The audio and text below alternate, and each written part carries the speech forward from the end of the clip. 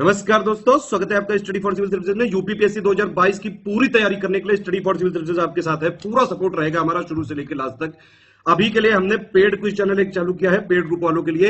उस पे free video हमने इस बार शुरू से ही डेली देना चालू कर दिया है। प्लीज वीडियो को लाइक शेयर जरूर करिए। कोई कमेंट हो, फीडबैक हो, सजेशन हो तो तुरंत बताइए। स्टडी फॉर सिविल सर्विसेज के साथ यूपीपीएससी 2022 की कंप्लीट तैयारी करनी है। दो तरीके हैं, एक है फ्री वाला। फ्री के लिए आप 3 प्लेलिस्ट हमारी फॉलो कर लीजिए। कंप्लीट 2022 वाली प्लेलिस्ट, टेस्ट सीरीज की प्लेलिस्ट और प्रीवियस ईयर क्वेश्चन की प्लेलिस्ट, और प्लस 2 टेलीग्राम। एक हमारा मेन टेलीग्राम वाला ज्वाइन कर लीजिए स्टडी फॉर सिविल सर्विसेज वाला, और एक SCS daily for civil services को यूट्यूब में फॉलो करते हैं तो प्लीज हमारा फ्री टेलीग्राम ये जरूर ज्वाइन कर लीजिएगा। सारी नोटिफिकेशन, सारे अपडेट यहीं पे मिलते हैं। पेड ग्रुप अगर आपको ज्वाइन करना है तो इन तीनों नंबर पे आप कॉल या व्हाट्सएप कर सकते हैं। ये हमारा फ्री क्विज चैनल है, डेली इसमें आप अपडेट देखते रहिएगा। बाकी इन सब की दोनों की लिंक वीडियो के डिस्क्रिप्शन में दी हुई है। वीडियो में शिकायत आई थी कि क्वेश्चंस बड़े नहीं दिख रहे हैं, अभी यहाँ पर क्लियर दिख रहा होगा सभी को।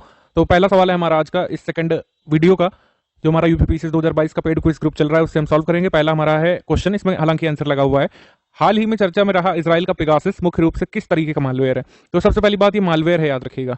मालवेयर में किस टाइप का है? तो एक स्पाईवेयर है, याद रखिएगा। ठीक, उसके अलावा क्या याद रख सकते हैं कि इजराइल की एक फर्म का था। इजराइल की फर्म का नाम क्या है? ये हमने जो है आपको बल्ब में लिख के दिया है। तो इजराइल की जो फर्म है उसका नाम है एनएसओ ग्रुप। ठीक, ब्रीफ में इसकी वर्किंग ये जानिए कि अगर पेगासस जो है किस तरीके से वर्क करता है। पेगासस एक एक्सप्लॉइट लिंक छोड़ देता है और कई बार ऐप्स को रेप्लिकेट कर लेता है, यानी कि एक तरीके से आप पूरा एक्सेस दे देते हैं अपनी सारी इन्फॉर्मेशन का, कॉन्टैक्ट्स का, कैमरा, फोटोज वगैरह का। फिर उसके बाद नेटवर्क इस्टेब्लिश करके पेगासस सारी इन्फॉर्मेशन आपसे जो है साइफन कर सकता है, सोख सकता है उस मोबाइल डिवाइस से। ठीक, आईफोन को भी इसने काफ़ी प्रभावित किया था, तो ये मिथ एक टूटा कि आईफोन सुपर सिक्योर है, ऐसा कुछ नहीं है। वर्तमान में 4 पूर्वोत्तर राज्य भारत के, वर्तमान का मतलब मैं अभी तक की बात कर रहा हूँ जिस दिन तक ये वीडियो अपलोड हो रहा है। 4 पूर्वोत्तर भारत के राज्य यानी कि अरुणाचल प्रदेश, मिजोरम, मणिपुर, नागालैंड, ठीक, और केंद्र शासित प्रदेश लक्षद्वीप, इन लोगों ने जो है इनर लाइन परमिट को लागू किया हुआ है अभी तक। ये पहला स्टेटमेंट आपका सही है। ठीक, ये वाला सही हो गया। उसके बाद इनर लाइन परमिट केवल विदेशी पर्यटकों के लिए मान्य होता है। तो क्या ये स्टेटमेंट सही है? ऑब्वियसली नहीं, ये केवल घरेलू पर्यटकों के लिए मान्य होता है इनर लाइन परमिट, आईएलपी। ठीक, तो हमारा आंसर यहाँ पर सही हो जाएगा, केवल एक सही है। तो इस तरीके से हमको इसमें करवाते हैं। आप हमको जल्दी से कमेंट करके बताइए कि अरुणाचल प्रदेश, मिजोरम, मणिपुर और नागालैंड, इनमें से किस किस स्टेट में जो एससीज यानी कि शेड्यूल्ड कास्ट के लिए रिजर्व्ड सीटों की संख्या 0 है? किस किस में 0 है, ये आप हमको जल्दी से कमेंट करके बताएंगे। उसके बाद प्रधानमंत्री जन औषधि योजना को सबसे पहले कब जारी किया गया था? तो प्रधानमंत्री जन औषधि योजना को सबसे पहले जारी किया गया था 2008 में। ठीक, फिर उसके बाद क्या हुआ था कि इसको रीलॉन्च किया गया था 2015 में। The pharmaceuticals and medical devices bureau of India इसकी इंप्लीमेंटिंग एजेंसी है। ठीक, ये जो कार्यान्वयन कर रही है इस योजना का। ठीक, तो ये यहाँ पर बात है। उसके बाद है कि मॉब लिंचिंग बार बार चर्चा में आता रहता है, तो हम मॉब लिंचिंग समझते हैं, रिसेंट में इवेंट हुआ वो समझते हैं, लेकिन आयोग हमसे सब नहीं पूछता है। कई बार बैक डेट में जाकर के क्वेश्चन आते हैं कि मॉब लिंचिंग की रोकथाम के लिए सुझाव देने के लिए क्या कोई कमेटी का सृजन किया गया है, और अगर किया गया है तो उसकी अध्यक्षता कौन कर रहे हैं? तो राजीव गौबा की समिति, 4 सदस्यीय समिति बनाई गई थी मॉब लिंचिंग के रोकथाम हेतु सुझाव प्रस्तुत करने के लिए, और एक ग्रुप ऑफ मिनिस्टर्स भी बनाया गया था, जीओएम, राजनाथ सिंह जी की अध्यक्षता में। ठीक है, मॉब लिंचिंग के बारे में विचार करने के लिए। ठीक है, गोईपुरिया कमेटी किससे संबंधित है? ये अभी पूछा गया था अभी आपके एक रिसेंट यूपीएससी पेपर में। तो गोईपुरिया कमेटी एसोसिएटेड है आपकी बैंकिंग रिफॉर्म से और बेसिकली कस्टमर सर्विस रिफॉर्म से। ठीक है, गोईपुरिया कमेटी मतलब ये है customer services reform in banking sector. ठीक, जो क्वेश्चन हिंदी में होता है इंग्लिश में होता है तो आप दोबारा उसको अटेम्प्ट कर सकते हैं, ये एक फायदा रहता है। PM Mitra scheme is mainly associated with what? ये बजट में नई स्कीम्स का जो हमने वीडियो बनाया था, नई स्कीम्स का वीडियो जरूर देखा करिए, आ जाती है एग्जाम में। जैसे पीएम मित्र योजना किससे एसोसिएटेड है? क्या ये सोशल सपोर्ट टू टीनेजर्स से रिलेटेड है, social empowerment of elderly people से? नहीं। इसका फुल फॉर्म है mega integrated textile reason and April scheme. 1 फरवरी 2021 को लॉन्च करी गई थी, मतलब अनाउंस करी गई थी बजट के साथ ही साथ, और ये टेक्सटाइल इंडस्ट्री से संबंधित है। टेक्सटाइल सेक्टर या टेक्सटाइल इंडस्ट्री आपके ऑप्शन में होगा, ये है। डिपार्टमेंट ऑफ बायोटेक्नोलॉजी का जो ये आपका वन हेल्थ जो चल रहा है, ये काफी न्यूज में रहा। National institute of one health बनाए जाने की बात बहुत दिन से कही जा रही है। National institute of one health भारतीय चिकित्सा अनुसंधान परिषद यानी आईसीएमआर और आईकार यानी भारतीय कृषि अनुसंधान परिषद नागपुर महाराष्ट्र में स्टैब्लिश करने वाले हैं, याद रखिएगा। ये कहां पर स्टैब्लिश होगा? नागपुर में। ठीक, उसके बाद है कि भारत की दूसरी सबसे बड़ी जनजाति कौन है? ये वाला जो सवाल है ये हमने कॉपी किया है, अभी जेपीएससी का जो पेपर हुआ था इस साल, झारखंड पीएससी का, उसमें सवाल आया था भारत की दूसरी सबसे बड़ी जनजाति कौन सी है। तो इसमें ऑफिशियल की में गोंड उत्तर माना गया है। ठीक है, और सही है उत्तर। अभी तक की लेटेस्ट उपलब्ध जानकारी के अनुसार भारत की सबसे बड़ी जनजाति पूछ लें तो उसका आंसर भील होगा। उत्तर प्रदेश की सबसे बड़ी जनजाति पूछ लें तो उसका आंसर आप गोंड लगाएंगे आज की डेट तक। ठीक है, तो ये है। उसके बाद है हाल ही में किस अंतरिक्ष एजेंसी ने ISAT-2 अंटार्कटिक मेल्ट वाटर झीलों की खोज की है? तो ये नासा ने की है, ये हमने आपको करंट अफेयर में करवाया हुआ है।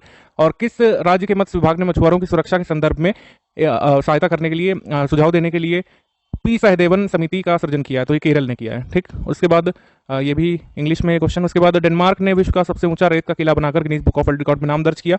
ये रेत का महल या रेत का किला कितना बड़ा था, तो 21.16 मीटर का था। ठीक, उसके बाद किस आईआईटी ने ड्रोन रोधी प्रौद्योगिकियों, घुसपैठ का पता लगाने वाली प्रणालियों, ब्लॉकचेन और साइबर भौतिक प्रणालियों के लिए सुरक्षा समाधान खोजने के लिए पहला प्रौद्योगिकी नवाचार केंद्र शुरू किया है? तो आईआईटी कानपुर ने किया है ये। उसके बाद हमारा आंसर हो जाएगा इस क्वेश्चन का, किस राज्य में आधिकारिक तौर पर जीका वायरस के पहले मामले की पुष्टि की गई थी? तो इसका आंसर हो जाएगा केरल, ऑप्शन नंबर डी। ये काफी अच्छा क्वेश्चन है कि कोविड-19 की पहली खुराक अपनी 100% जनसंख्या को एडमिनिस्टर करने वाला पहला केंद्र शासित प्रदेश कौन सा है? तो इसका आंसर हो जाएगा लद्दाख। ठीक, अगर पूछ ले वो सिटी कौन सा है जिसने 100% 18 वर्ष से ऊपर के लोगों को डोज एडमिनिस्टर किए थे? तो उसका आंसर भुवनेश्वर हो जाएगा, ओडिशा का भुवनेश्वर।